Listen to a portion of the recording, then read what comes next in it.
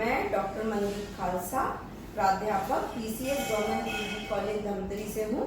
मैं आज आपको माइक्रो इकोनॉमिक्स की प्रथम यूनिट से मैरिस का वृद्धि अधिकतमीकरण मॉडल पढ़ाऊंगी। मैरिस का वृद्धि अधिकतमीकरण मॉडल जो है वो रॉबिन मैरिस ने अपनी पुस्तक the economic theory of managerial capitalism 1964 में फर्म का वृद्धि अधिकतमीकरण सिद्धांत विकसित किया। मैरिस अपने मॉडल में दो बातों पर ध्यान देते हैं। दो बातों पर उन्होंने बल दिया, एक तो शेयर धारकों के लाभांश और दूसरा फर्म की वृद्धि यानी ग्रोथ रेट। आधुनिक मैरिस के अनुसार आधुनिक अर्थशास्त्री जो है वो फर्म की वृद्धि दर और शेयर धारकों के लाभांश पर ज्यादा जोर देते हैं, क्योंकि फर्में अपनी ग्रोथ रेट को बढ़ाने के लिए क्या क्या प्रयास करती हैं।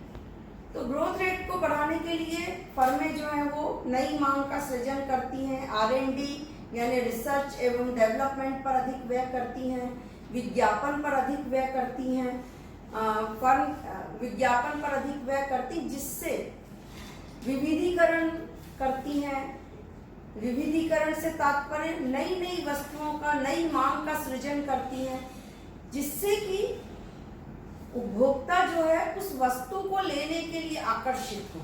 जितनी ज्यादा उस वस्तु को लेने के लिए आकर्षित करने के जो प्रयास किए जाते हैं आधुनिक अर्थशास्त्रियों का, आधुनिक विक्रेताओं के द्वारा या प्रबंधकों के द्वारा, जो उपभोक्ताओं को आकर्षित करने के लिए जो प्रयास किए जाते हैं रिसर्च एंड डेवलपमेंट के द्वारा, नई मांग के सृजन के द्वारा, विविधीकरण के द्वारा और नई नई वस्तुओं का सृजन करके विज्ञापन के द्वारा ग्रोथ रेट को बढ़ाने का प्रयास किया जाता है। क्योंकि फर्म के शेयर और लाभांश जितने ज्यादा बढ़ेंगे, फर्म की ग्रोथ रेट भी, शेयर लाभांश और ग्रोथ रेट दोनों का संतुलित विकास करना है।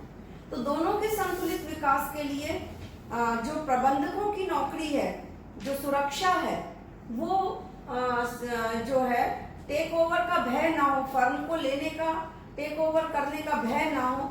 ऐसी स्थिति में जो है प्रबंधक जो है वो कई तरीकों से फर्म की ग्रोथ रेट को वृद्धि करने का प्रयास करते हैं, जिससे कि शेयर धारकों को उनके लाभांश या ओनर को उनके लाभांश भी पूरी तरह से प्राप्त हो जाए, उनको भी वो संतुष्ट कर सकें, प्लस फर्म की ग्रोथ रेट को भी बढ़ा सके। इसके लिए मैरिस ने निम्नलिखित मान्यताएं दी हैं। पहला तो है कीमत, ढांचा और उत्पादन लागतें दी हुई हैं, यानी फर्म की कीमत भी दी हुई है और प्रोडक्शन कॉस्ट भी दी हुई है, यानी प्राइस स्ट्रक्चर और प्रोडक्शन कॉस्ट दिया हुआ है। दूसरा, अल्पकाल में परस्पर निर्भरता, यानी अल्पकाल में जो भी फर्में कार्य कर रही हैं उनके बीच में आपस में कोई निर्भरता नहीं है या कोई जॉइंट कनेक्शन नहीं है। थर्ड जो है फर्म विविधीकरण द्वारा वृद्धि करती। मैंने बताया कि मैरिस इस बात पर बल देते हैं कि फर्म का विविधीकरण यानी नई नई तरह की मांग उत्पन्न करना, नई नई वस्तुओं का सृजन करना और उपभोक्ताओं को आकर्षित करना। तो इसके लिए उन्होंने विविधीकरण को बहुत बल दिया है। नेक्स्ट आता है साधन की कीमतें दी हुई हैं पहले से, और सभी मुख्य चर यानी मेन वेरिएबल जो है, लाभ है, विक्रय है, लागतें हैं, सब एक ही दर पर वृद्धि करती हैं। तो फर्म का जो उद्देश्य है वो जीडी और जीएस में वृद्धि करना है। तो इसके लिए मैं आपको बताऊं, फर्म का उद्देश्य संतुलित वृद्धि दर में वृद्धि करना है, यानी G बराबर GD बराबर GS। GD क्या है? GD क्या है? फर्म की मांग यानी ग्रोथ रेट, मांग रेट, फर्म की मांग, और GS बराबर फर्म की पूर्ति।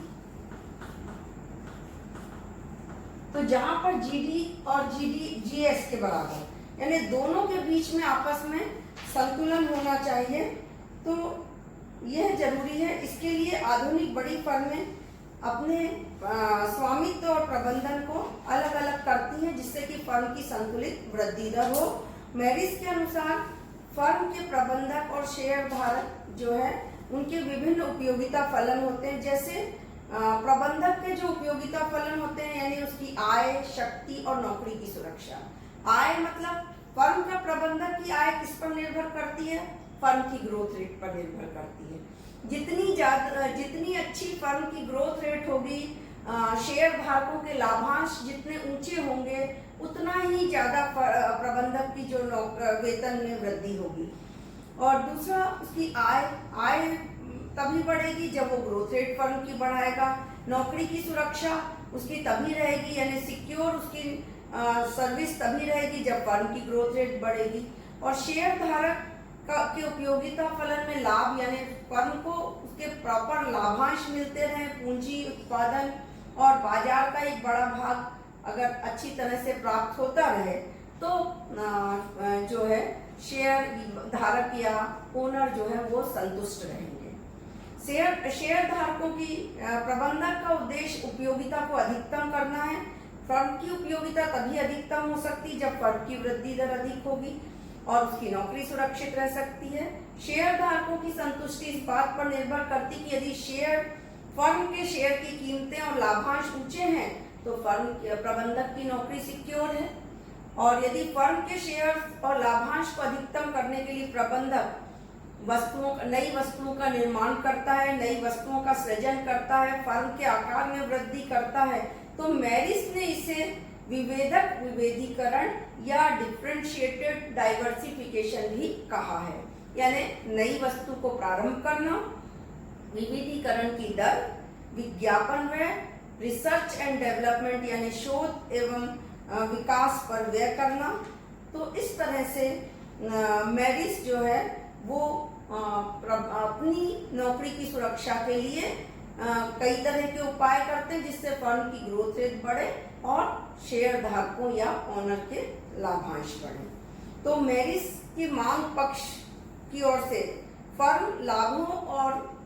लाभों के बीच ग्रोथ रेट और लाभों के बीच संबंध स्थापित करने के लिए नई वस्तुओं का विविधीकरण करता है। आप सब जानते हैं कि नई वस्तुओं का विविधीकरण कैसे किया जाता है। जैसे पहले हम सोप का यूज करते थे, लेकिन अब धीरे धीरे लिक्विड सोप आ गए। पहले फेस वॉश के रूप में आए, फिर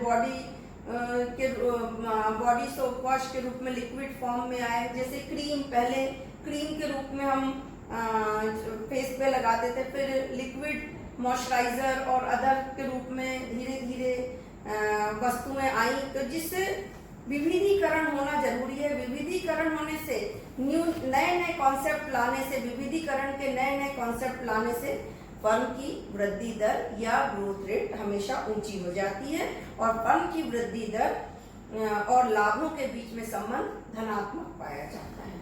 और जब दूसरी बात, जब नई वस्तुओं का सृजन होता है तो फर्म का विस्तार होता है, लाभ बढ़ते हैं, वृद्धि दर बढ़ जाती है। तो लाभ और वृद्धि दर के संबंध जो है ऋणात्मक हो जाते हैं। ऐसा प्रबंध की अवरोध के कारण होता है। तो इसको हम चित्र के द्वारा बता सकते हैं, चित्र के द्वारा स्पष्टीकरण कर सकते हैं कि कैसे जीडी वक्र बढ़ता है। चित्र के द्वारा हम देखते हैं कि जीडी वक्र कैसे बढ़ता है, क्योंकि फर्म के संतुलन के लिए ये आवश्यक है कि वृद्धि और लाभों का जो संयोग है वो इष्टतम होना चाहिए। यानी फर्म के शेयर धारकों के लाभांश और ग्रोथ रेट के बीच में जो संबंध है वो अनुकूलतम या ऑप्टिमम या इष्टतम होना चाहिए। तो जैसा कि चित्र में दिखाया है, OX एक्सेस पर वृद्धि दर को, ग्रोथ रेट को दिखाया है, OY अक्ष पर या एक्सेस पर लाभ की दर को बताया, रेट ऑफ प्रॉफिट को बताया है। यहाँ पर आप देखिए GS1, GS2 और GS3 यानी पूर्ति वक्र को दिखाया है किसके द्वारा? GS1 के द्वारा, GS2 के द्वारा, GS3 के द्वारा। अब फर्म की मांग जो है, ग्रोथ रेट जो है वो किस तरह से बढ़ती है। तो आप देखिए एन बिंदु पर अगर हम आते हैं, जीडी वक्र जो है एन बिंदु पर जब वो GS1 को काटता है, एन बिंदु पर वो जब GS1 को काटता है तो यहाँ पर ग्रोथ रेट बहुत कम है, ग्रोथ रेट कम है। तो इसलिए यहाँ पर फर्म को ना तो लाभांश की अधिक प्राप्ति होगी और ना ही फर्म की वृद्धि दर बढ़ेगी। तो ये अनुकूलतम नहीं है।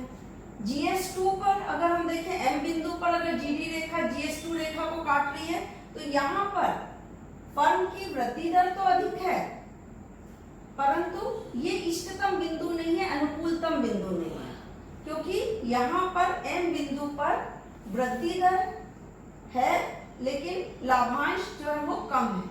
तो इसलिए अगर हम देखें तो GS3 के E बिंदु पर अगर हम जाएंगे तो जहां पर E बिंदु पर फर्म की जो अनुकूलतम बिंदु E है और यहाँ पर ये ऑप्टिमम बिंदु है, E जो है वो अनुकूलतम बिंदु है, जहां पर GD रेखा GS3 रेखा को काटती है।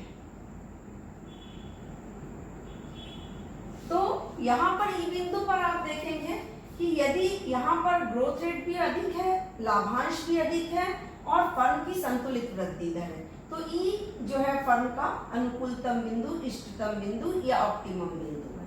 अब यदि ई बिंदु से भी ऊपर अगर फर्म के लाभांश जाएंगे तो फिर उसमें जो है वो वृद्धि दर जो है वो घटने लग जाएगी, क्योंकि अगर और अधिक ग्रोथ रेट जाएगी तो फर्म की वित्तीय खर्चे जो है, वित्तीय व्यय जो है वो और अधिक बढ़ जाएगा और उसका प्रेशर जो है वो शेयर धारकों पर या ओनर पर पड़ेगा, तो जिसको कि वो कर नहीं पाएंगे। इसलिए फर्म के लाभों का संयोग इष्टतम होना चाहिए, जहां पर सभी लाभांश जो है वो शेयर धारकों को वितरित हो जाए और फर्म की वृद्धि दर उसको अधिक मिले। तो इस तरह ई बिंदु धारण अनुपात बताते हैं और वितरित लाभ को बताते हैं, जिससे कि शेयर धारकों के शेयर धारक भी संतुष्ट हैं ई बिंदु पर और प्रबंधक भी संतुष्ट है। तो इस तरह से, और यदि ई बिंदु से ऊपर अगर धारण अनुपात यदि कोई फर्म अपनाती है तो वितरित लाभ भी कम हो जाएंगे, शेयर धारक भी असंतुष्ट हो जाएंगे, प्रबंधक की नौकरी भी खतरे में हो जाएगी और फर्म को टेक ओवर करने का डर भी बना रहेगा और इससे शेयर धारकों की कीमत यानी कंपनी के शेयर बाजारों की कीमतें भी गिर जाएंगी, जिससे इसलिए जो है ई बिंदु ही अनुकूलतम बिंदु है। अब इसके बाद मैं आपको नेक्स्ट वीडियो में बताऊंगी कि मैरिज मॉडल का मूल्यांकन अनुपात क्या है।